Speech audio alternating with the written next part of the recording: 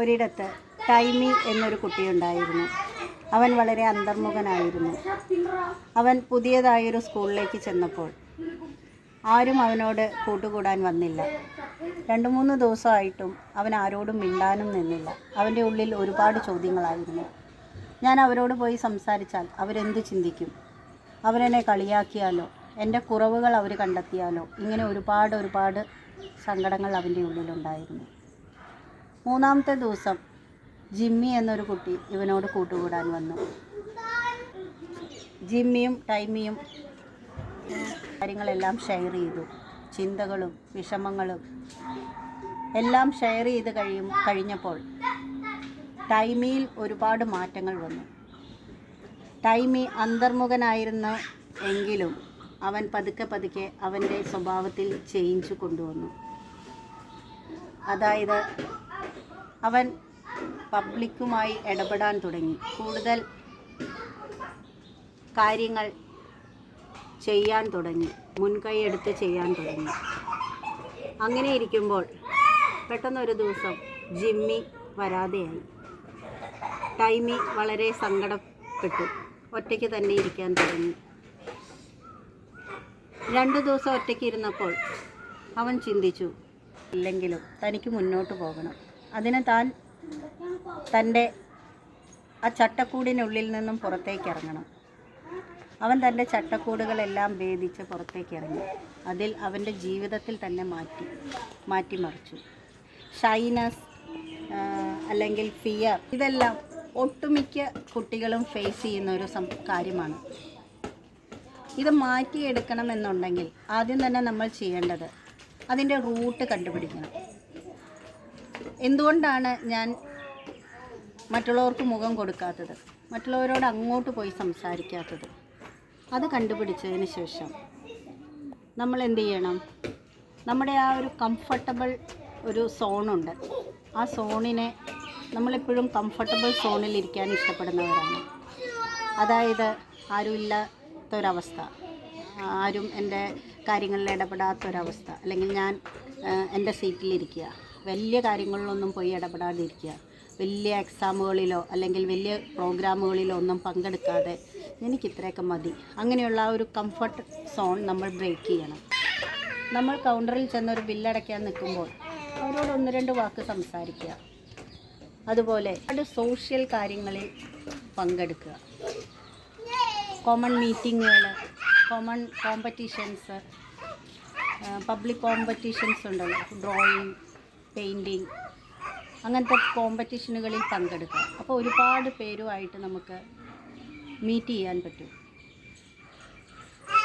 പിന്നെ നമ്മൾ ചെയ്യേണ്ടത്, നമ്മളൊരു വേദിയിൽ കയറി സംസാരിക്കുമ്പോൾ ആരൊക്കെ നോക്കുന്നുണ്ട്, അവരെന്നെ സൂക്ഷിച്ച് നോക്കുന്നുണ്ട്, എൻ്റെ തെറ്റുകൾ അവർ കണ്ടുപിടിക്കുമോ, ഇതിനെക്കുറിച്ചൊന്നും ബോധേഡാവാതെ മുന്നിലിരിക്കുന്നത് കുറേ തേങ്ങകളാണ്, അല്ലെങ്കിൽ കുറേ ചക്കകളാണ്, അല്ലെങ്കിൽ മുന്നിലിരിക്കുന്നവരെ കാണുകയേ വേണ്ട. നമ്മൾ എന്തു പറയാൻ ആഗ്രഹിച്ചോ അത് പറയുക. അതിൽ മാത്രം കോൺസെൻട്രേറ്റ് ചെയ്ത് സഭയെക്കുറിച്ച് ചിന്തിക്കാൻ പോയാൽ നമ്മൾ പഠിച്ചതോ അല്ലെങ്കിൽ നമ്മൾ പറയാനിരുന്ന വാക്കുകളോ നമുക്ക് കിട്ടാതെ വരും. എനിക്ക് ഡ്രൈവിംഗ് ലൈസൻസ് കിട്ടിയത് വളരെ ഒരു അത്ഭുതമുള്ള കാര്യമാണ്. ഞാൻ വളരെ പേടിയുള്ള ഒരാളായിരുന്നു. സ്കൂളിലൊക്കെ ഒരു പരിപാടി പുറകിൽ നിൽക്കും, എല്ലാം പഠിപ്പിക്കുകയൊക്കെ ചെയ്യും. സ്കൂട്ടറിന് ആദ്യത്തേൽ പൊട്ടി, 2ാമത്തേൽ കിട്ടി. 2ാമത്തേൽ കിട്ടുമ്പോഴും അതെൻ്റെ കഴിവല്ലായിരുന്നു. ഞാൻ എപ്പോഴും സമൂഹത്തെക്കുറിച്ച് ചിന്തിക്കും. അവരെന്നെ നോക്കുന്നുണ്ടോ, ഇവരെന്നെ നോക്കുന്നുണ്ടോ, അവർ എന്ത് പറയും, അവരെന്ത് ചിന്തിക്കും. പക്ഷേ ആദ്യത്തെ തവണ പൊട്ടിയത് അതുകൊണ്ടാണ്. ഞാൻ ചുറ്റും കൂടി നിന്നവരെ നോക്കി. 2ാമത്തെ തവണ ഞാൻ അറ്റൻഡ് ചെയ്തപ്പോൾ എൻ്റെ ഹസ്ബൻഡ് എന്നോട് പറഞ്ഞായിരുന്നു, നീ വേറൊന്നും നോക്കണ്ട, നീ നിനക്ക് എന്ത് നേടണോ അത് മാത്രം നോക്കുക. അങ്ങനെ ഞാൻ എന്ത് ചെയ്തു?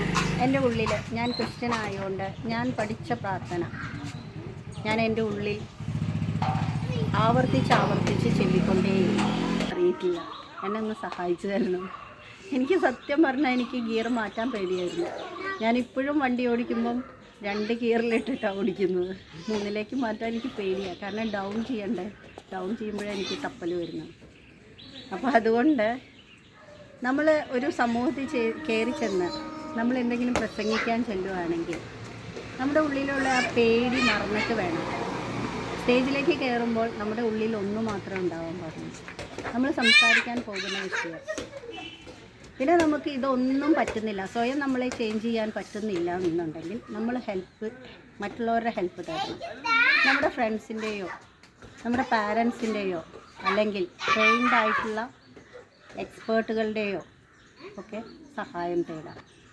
ഇതും പറ്റുന്നില്ല എന്നെങ്കിൽ നമ്മളൊരു പ്രോഗ്രാം അവതരിപ്പിക്കാനോ അല്ലെങ്കിൽ ഒരു ക്ലാസ് എടുക്കാനോ എന്തായിക്കോട്ടെ, ഒരു എക്സാമിന് കയറുമ്പോഴോ അല്ലെങ്കിൽ ഒരു പബ്ലിക്കായിട്ടുള്ള ഒരു ചടങ്ങ് അറ്റൻഡ് ചെയ്യാൻ കയറുമ്പോഴോ ഉള്ളിലൊരു പേടി കാണും.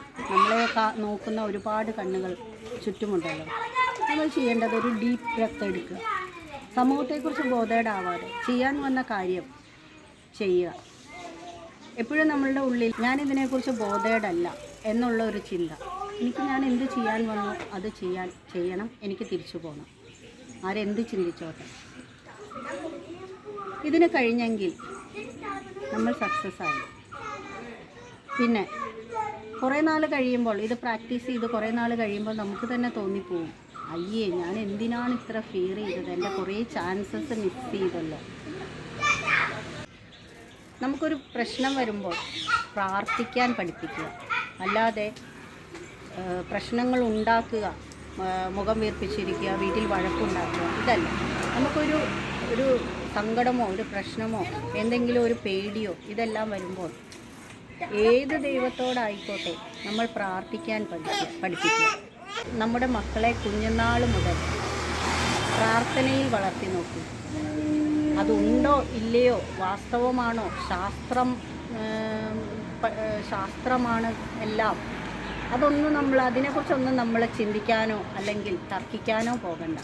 കുട്ടികളെ നമ്മൾ ദൈവഭയത്തിലും ദൈവവിശ്വാസികളുമാക്കി വളർത്തിയാൽ എപ്പോഴും അവരുടെ ഉള്ളിലൊരു എന്ത് ചെയ്യാൻ പോകുമ്പോഴും അവരുടെ ഉള്ളിലൊരു നമ്മളെ ആരോ കാണുന്നുണ്ട്, നിയന്ത്രിക്കുന്നുണ്ട്, ഇത് ചെയ്യാൻ പാടില്ല, അങ്ങനെ ഒരു മനസ്സാക്ഷിയുടെ ഒരു സ്വരം നമുക്ക് കേൾക്കാൻ പറ്റും.